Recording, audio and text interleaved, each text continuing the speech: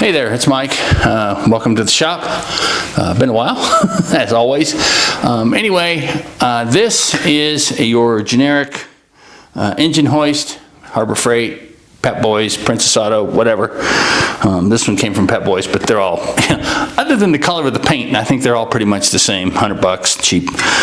But very useful in the shop for a lot of things other than pulling engines. Wish I would have killed for one of these when I was young, but don't do that much anymore. Anyway, just about the very first video I put on YouTube, which has been, I don't know, 10 years ago, maybe, way before I ever actually tried to make a video. It was just a camera shot of this thing going up and down with a feature, an add-on, an accessory I made for it, which is a platform lift that sits out here and stays parallel. I've had a few questions over the years on how this works and dimensions. I had another one recently a couple weeks ago, and I actually shot something a couple years ago, but I lost it. I can't find it anywhere. I went through all the archives on the computer, and I haven't actually lost any files. I don't think I ever transferred them from the SD card, and I can't. If it's still on a card, I haven't found it, and I think I've gone through pretty much all of them. So anyway, I thought I'd shoot a really quick one today on how this works and how to put it together, and the dimensions, which are super non-critical except for the relationships. So you can pick whatever you want of your own. So let me move the camera down a little bit and have a little quick show and tell. Okay, so as you can see, this is just the super generic, the big red is what this one is. It's the big red jacks. But like I said, I think I bought this at Pep Boys, but they're the same everywhere as far as I can tell. So what we've made is there's two pieces. So basically this ends up, there's a platform that can go on here and go up, and it can go pretty high. I don't know, you probably can't see it, but there's a furnace in the back I used to put up. I've used it to put up a heater in the main garage and some other things where I need to get something high and have it sit there while I attach things to it so that you don't have to hold it. So basically you've got a platform, which I'll show all this. We've got a platform down there, and we've got, I don't know, we want to call it a boom, but it's half of a parallelogram. So the way this works, it's really simple. You've got the pivot here, and I've drilled another hole for a pivot down here. And this distance isn't critical, except that the platform distance between the end of the pivot here and the bottom of the platform, they need to match. The other distance that matters is from this pivot bolt to this one here on the other end, and then this has to match that distance center to center, otherwise it won't stay parallel. And this stays really parallel. I mean, you can go over a range of, I don't know, 6-7 feet, and the level doesn't pretty much move, which is what I videoed the first time years ago. Let me take this apart, show you real quick what to do. I've already loosened the screws, so this won't be too painful. Obviously, chain's got to come out.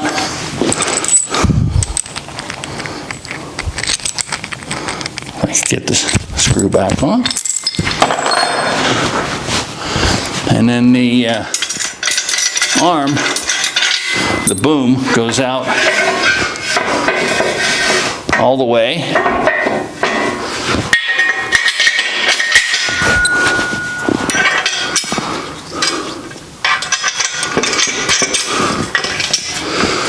Actually, let me move this back just a little.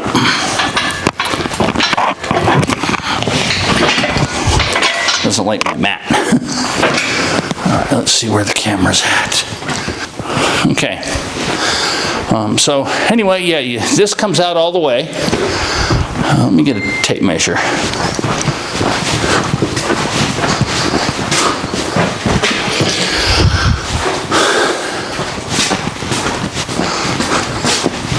So the dimensions on this, like I said, this one, the center of this to the center of this, that's the one that you have to get right. You don't have to get it right, it just won't work right if you don't. But it's the important one. So this is Looks like almost exactly 120 centimeters, which, you know, makes sense. It's metric. So that's, you know, would be, you know, 47 1/4 inches, right at 1200 millimeters. So that's that dimension. And then this is just super cheap Home Depot special, 1/8 inch by 1 inch strap. Because it's all loaded this way, it doesn't have to be very rigid. And I mean, you're not going to put a ton of weight on this. I have set a few hundred pounds on this to test it. I wouldn't use it with me standing under it, but it seems fine. You know, and I mean, this, when the, whoops, I didn't move that out far enough. When this, so my measurement's wrong. Hang on. I'm sure somebody watching paying more attention than me. Oh, crap. The lock washer did its thing. Hang on.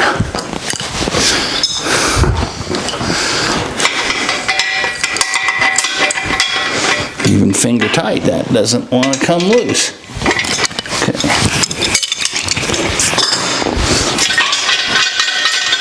So, ignore the 120. Let's see what we got.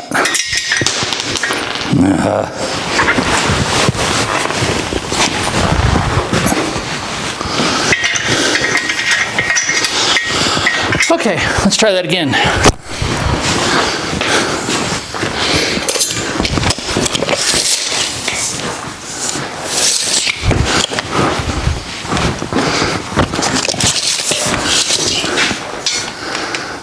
That pretty much there. So now I have, it's pretty much in the middle. Looks like about 138 centimeters. Maybe a little less. So yeah, it looks pretty close. Maybe 1375 millimeter. What I did when I made this is to make sure that I got it right, and this is the easy way. That's right. Cut your strap, and then what did I do exactly? I'm trying to remember now. I may have taken this bolt out. No, that doesn't seem right. I don't remember. I don't remember. Anyway, so the key is to make sure that this is the same distance. I think, and it's been, like I said, maybe 10 years since I did this. I think I drilled one into this and bolted it in, and then held it there and used it, because there's definitely a little dot I drew in the bolt. And then I used that to mark one of these, clamp these together, and gang drilled them so that they would be the same. And then, when I put the other end on, I can see marks on here. I definitely swung something in there to get the holes right. Anyway, the key is that this distance is the same as this. Even though this hole is forward of this, that's accommodated for at the front end. And let me put this together and I'll show you. It's a lot more sensible. The other thing is I've written on here which end's the upright, which end's the platform, because I can never remember, because I don't use it super often. What I did on this end is it's just a big long, this is case it's a 1/2 inch bolt, but you could use, you know, 12, 14 millimeter, whatever you have. But I've got a self-locking nut and a set of washers just to go on either side of this to make it move pretty easy. There we go.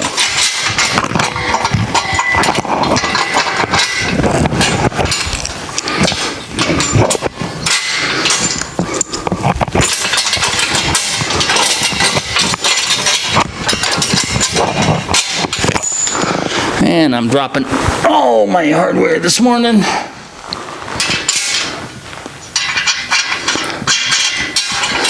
Okay, and if I was going to use this, I would snug this up, obviously, to where the washers aren't tight, but the bolt doesn't spin.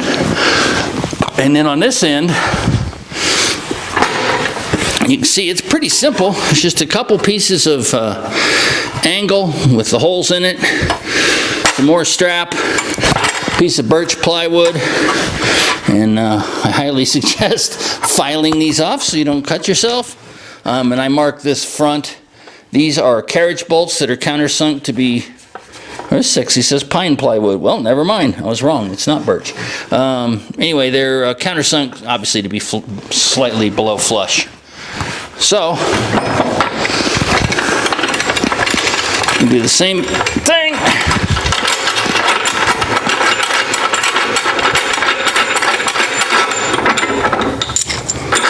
So this is the same sort of deal.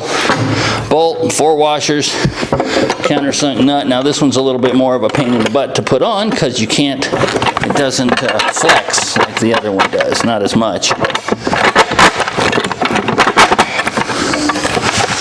Front to the front. So now the hardest thing is getting this washer in. And you don't have to put the washers in, but you know, I do. Okay, good, not too bad. And I did it without dropping them this time, so far. Okay, so there's that. And then this end, which you can pretty well see how that's going to go.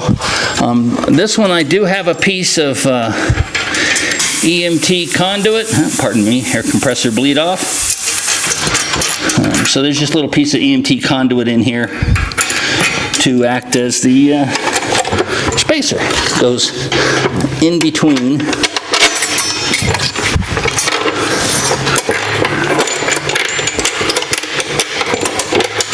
here. It goes outside.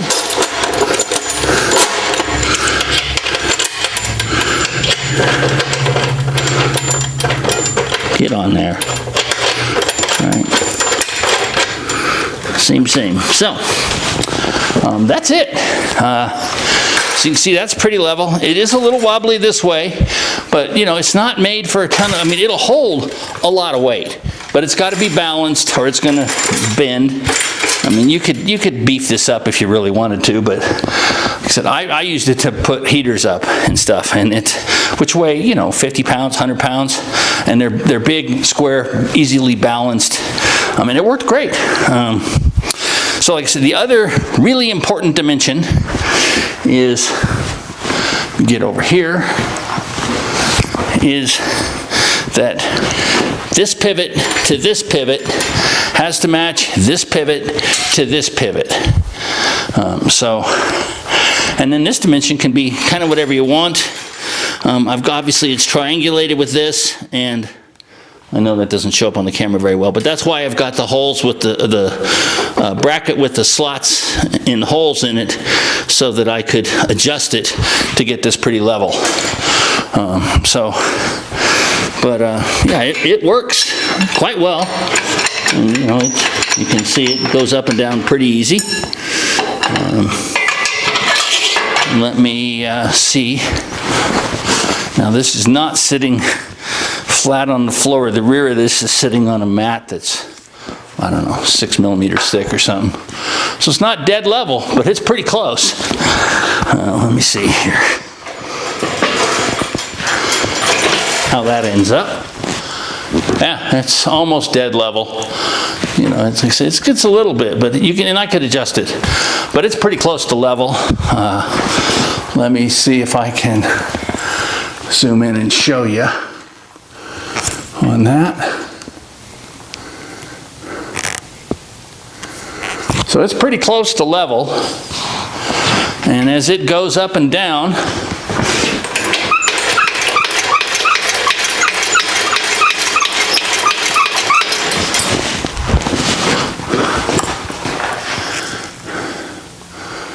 it stays that way.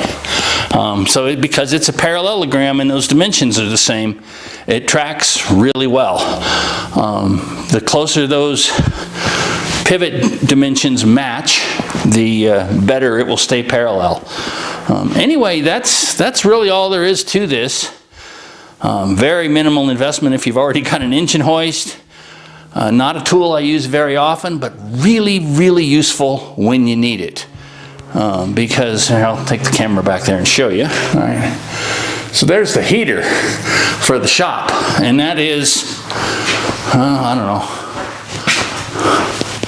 I'm 6'2", so that's maybe 7 feet, and the top of it's maybe almost 10 feet high, because this has like 10-foot ceilings, I think, in here. Anyway, trying to hold that up while I bolted it to the brackets on the ceiling would have just been no way. So putting it on that, I lifted it up. It just sat there. I got up with a ladder, put it up there, no problem at all. So that worked out really well. Like I said, it's not something you use a lot, but it's really useful when you do need it, and way cheaper.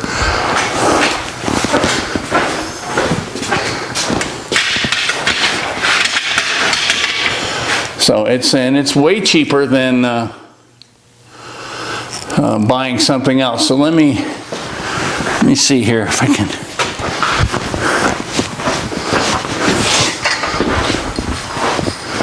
Just give you a quick demonstration of this thing's range of motion. So that's all the way up, or pretty near, and it is, I don't know how high it is. It's pretty high. Higher than I would ever need it. Let's see. Certainly I can't reach it. And of course, I'm not going to be able to keep this on there. It's about 8.5 feet. Pretty roughly. Yeah, pretty close. So that's 8.5 feet at full extension. And if we drop it, let me swing the camera down so you can see it as it drops to close to the floor. But you can see it's still level.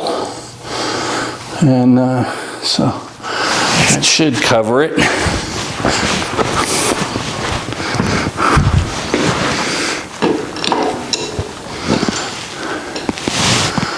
And it comes down really nice, stays level.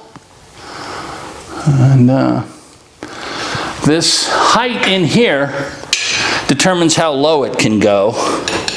And you know, the taller you make it, the lower it can go, but then it gets more wobbly, so I made a compromise. So that's about as low as it can go. That's just about to hit. And it's still really, really close to level. And that is at